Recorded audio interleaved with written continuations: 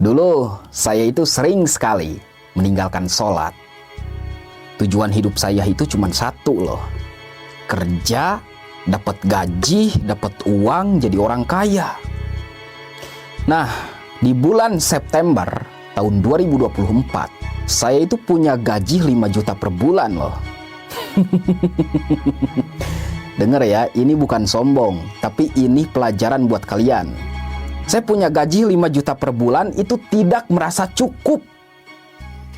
Padahal dulu pengen banget. Punya gaji 5 juta per bulan itu pengen banget bro.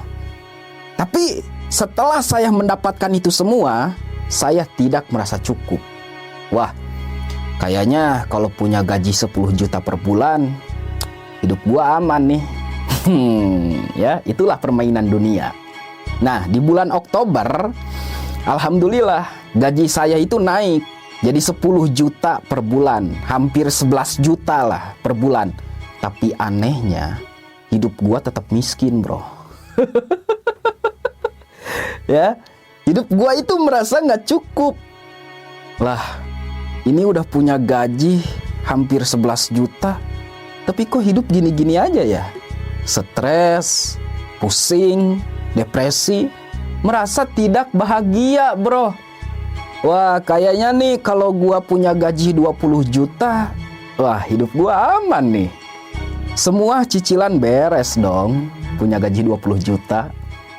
Nah, di bulan Desember, gua punya gaji 22 juta per bulan. Ya, tapi anehnya, saya tidak merasa cukup. Pusing, stres, depresi, bahkan hati gelisah. Kenapa? Karena dulu saya itu sering meninggalkan sholat. Gua masih ada tuh pikiran, wah 20 juta nggak cukup nih. Wah 30 juta deh. Nah, pada bulan Februari tahun 2025, tahun ini, gua punya gaji 31 juta per bulan. Tapi anehnya, saya tidak merasa cukup bro. Uang itu habis dalam 2 bulan. Februari, Maret, Lebaran, habis bro. Bagi-bagi THR. Lah, kok ini uang habis lagi sih, aneh. Gue tetap miskin.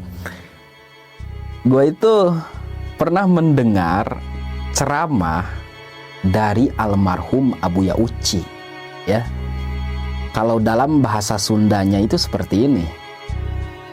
Sabeunghar-beunghar nak maneh, sakaya-kaya na maneh, lamun maneh tetap ninggalkeun salat, nu aya hirup maneh teh rupek, menderita. Jadi harta tah